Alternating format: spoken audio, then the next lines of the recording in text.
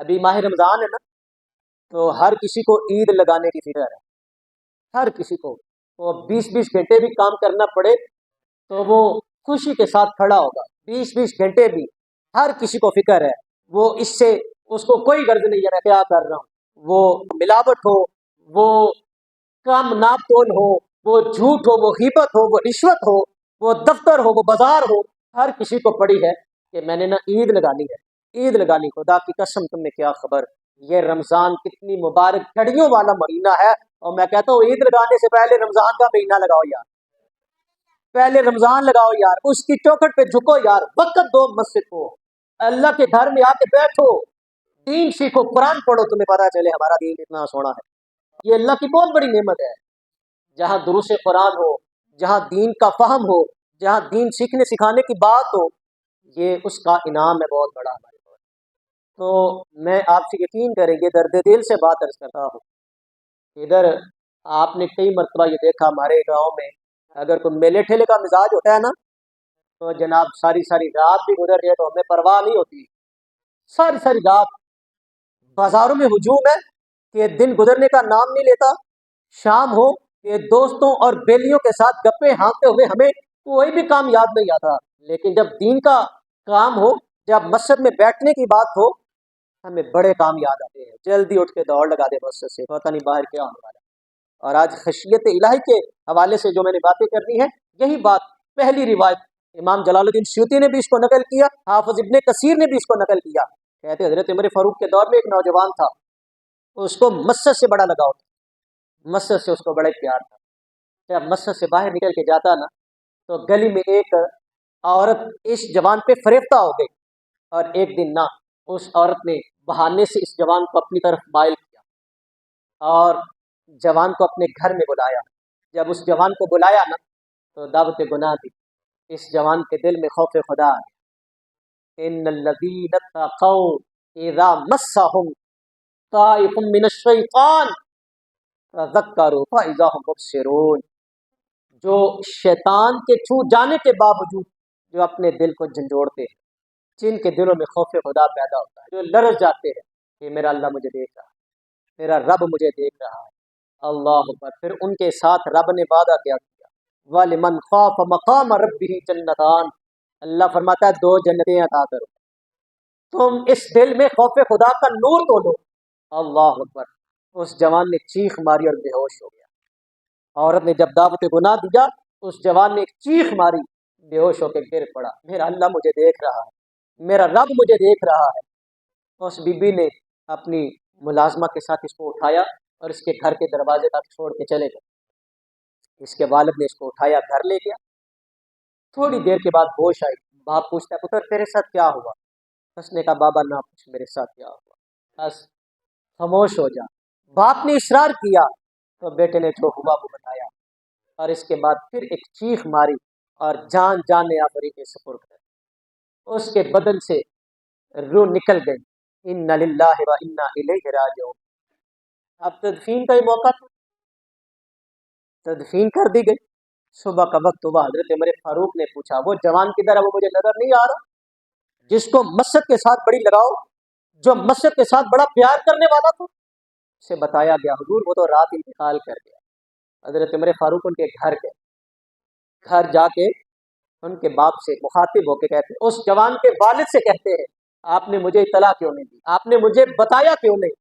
نے کہا حضور رات کا وقت تھا تو میں نے کہا آپ کو خواہ مخواہ پریشان کریں گے، بس میرا بیٹا تھا اللہ کو پیارا ہو گیا، حضرت عمر کہتے ہیں مجھے اس کی قبر پہ لے کے جاؤ،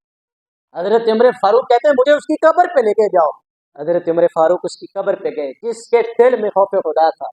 وَلِمَنْ خَافَ مَقَامَ رَبِّهِ جَنَّتَانِ، جس کو اللہ کے گھر سے محبت تھی، جس کے دل میں خوف خدا تھا، حضرت عمر اس کی قبر پہ کھڑے ہو کے قرآن کی آیت پڑھتے ہیں، وَلِمَنْ خَافَ مَقَامَ رَبِّهِ جَنَّتَانِ، جوان تو اپنے رب کے خوف سے تو نے گناہ کو ترک کر دیا، رب کا وعدہ ہے جو اللہ کے سامنے کھڑا ہونے سے ڈرا اللہ اس کو دو جنتیں دے گا، بتا تیرے رب نے تیرے ساتھ کیا معاملہ کیا، ادھر عمر کھڑے ہو کے سوال کر رہے ہیں، قبر کے اندر سے جوان بول کے کہتا ہے عمر اللہ کا شکر ہے رب نے مجھے دو جنتیں عطا کر دی، وَلِمَنْ خَافَ مَقَامَ رَبِّهِ جَنَّتَانِ، آپ ان باتوں کی طرف کیوں نہیں آتے جو ہمیں دین کا پیغام دیتی ہے، जो हमें दीन की दावत देती है।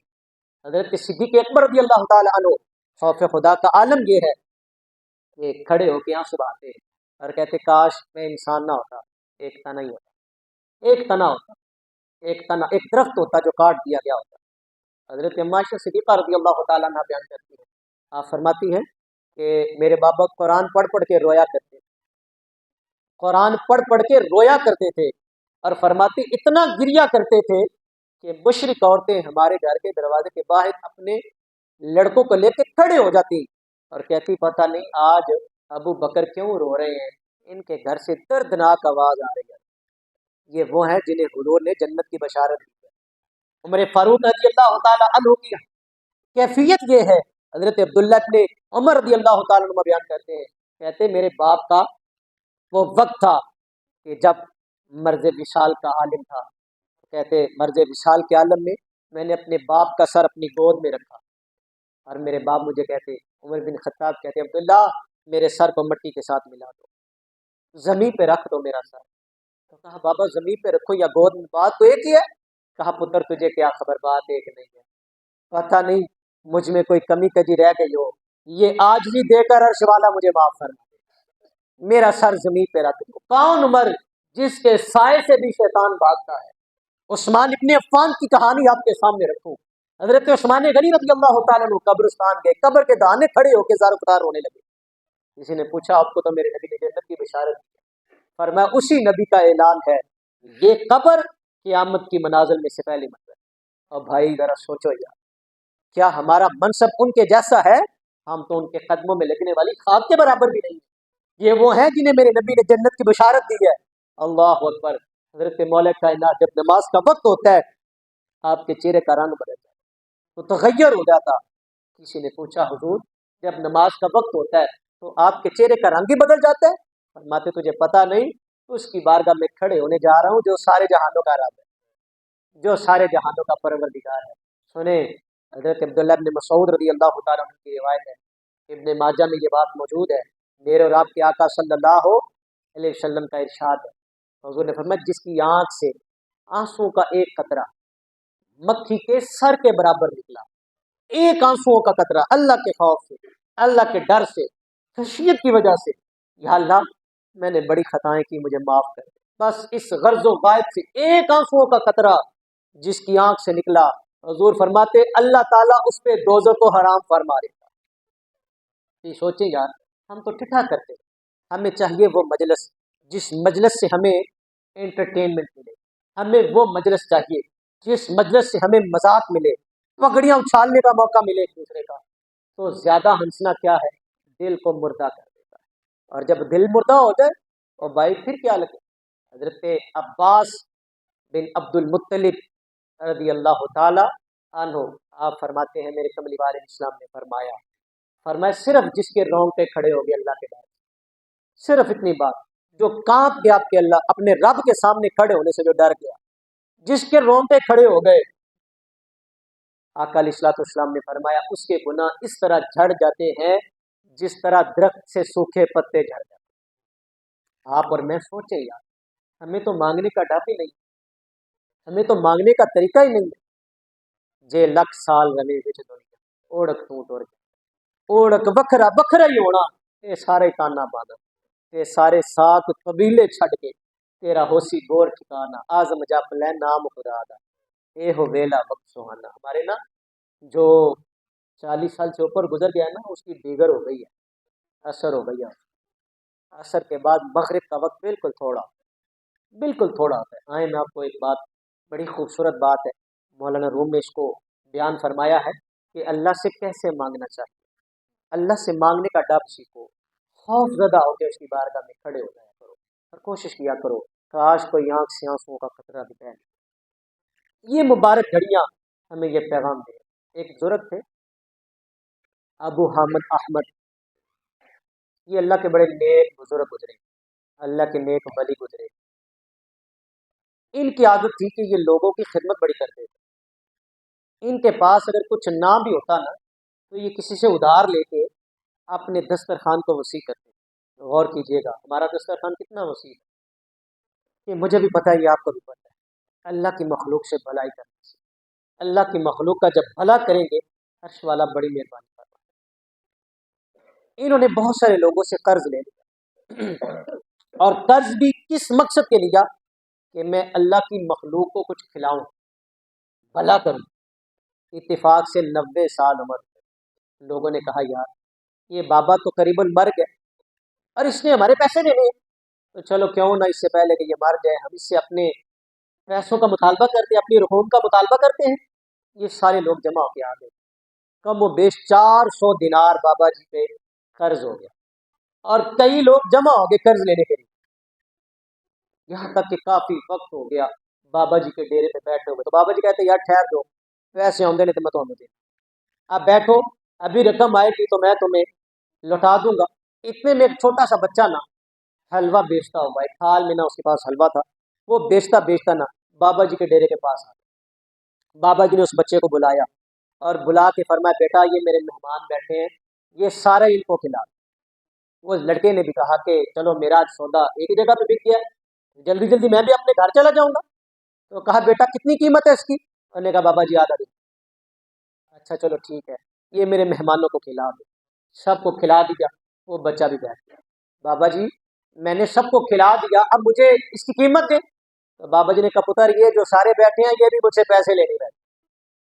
تو بھی بیٹھ جا۔ اللہ اکبر۔ وقت گزرتا رہا، بچے کی آنکھوں سے آنسو آئے۔ اس نے کہا بابا جی میری ماں انتظار کر رہی، میں نے گھر جانا، میرے پیسے دے۔ لوگ اب بابا جی کو کوسنے لگے، انہوں نے کہا یار چلو ساڈی تے خیر سی، بابے نے بچے نال بھی دغا کر دیتا۔ لمبی لمبی زبانیں ہوتی ہیں، ہم بات کرنے سے پہلے کبھی بھی نہیں سوچتے کیا کہہ رہے ہیں اور کس کو کہہ رہے ہیں، ہماری بس انگلی اٹھنی چاہیے۔ یہ کبھی بھی نہیں سوچا، ایک دوسرے کی طرف ہے اور چار اپنی طرف اشارہ کر دیا۔ بابا جی نے لوگوں کی باتوں کا بھی برا نہ مانا، لوگ باتیں کرنے لگے۔ خیر لوگوں نے کہا بابا جی چلو ہماری تو کوئی بات نہیں، آپ نے بچے کو بھی اس کٹہرے میں کھڑا کر دیا۔ تو بابا جی نے کہا پتر انتظار کرو، ابھی میرے پیسے آئیں گے میں تم سب کو لوٹا دوں۔ بس اتنی بات کہی نا، بچے نے چیخنا شروع کیا۔ ایک جوان آیا، اس نے ایک تھال میں اوپر کپڑا جس پہ رکھا ہوا تھا، اس کے اندر ایک جانب 400 دینار تھے اور ایک جانب آدھا دینار۔ حضرت بابا جی کے پاس آ کے کہتے بابا جی آپ کے لیے ہدیہ لے کے آئے۔ جب کپڑا اٹھایا تو جتنی رقوم لوگوں کی ادا کرنی تھی ساری تھال میں موجود، وہ ساری رقم اس میں موجود تھی۔ اب لوگوں نے پیسے تو لے لی لیکن پشیمان بھی ہوئے۔ بابا جی سے انہیں حیا بھی آنے لگی کہ یار ہماری آنکھوں کے سامنے ایک بندہ آیا اور اس نے ہدیہ بھی اتنا ہی دیا جتنی ہماری رقم بنتی تھی، اس کا مطلب ہے یہ واقعی اللہ کے بندے، ان کی لو مولا سے لگی ہوئی ہے، یہ اللہ کے نیک بندے ہیں۔ کہا بابا جی ہم سے تو خطا ہو گئی، آپ تو نیک بزرگ ہیں، بندے اللہ کے ولی ہیں، چلے ہمیں قصہ ہی سنا دے، اس کی حقیقت ہی بیان کر دے۔ تو کہا بابا بول کے کہتے پتر بات اصل میں یہ ہے تو میں رب سے مانگنے نہیں آیا، بچے نے مانگا ہی رب سے اس انداز سے۔ تم بھی بیٹھے تھے پیسے لینے کے لیے لیکن تم نے اللہ سے اس درد سے مانگا ہی نہیں ہے، اس خشیت سے رب سے سوال ہی نہیں کیا، اتنے اس کی بارگاہ میں اتنے درد کے ساتھ جب مانگا ہی نہیں تو اس کی رحمت کو کیسے جوش آتا؟ جب اس نے مانگا اس کی رحمت کو فوراً جوش آتا۔ تو اس کی بارگاہ میں کھڑا ہو جایا کریں یار، آئیں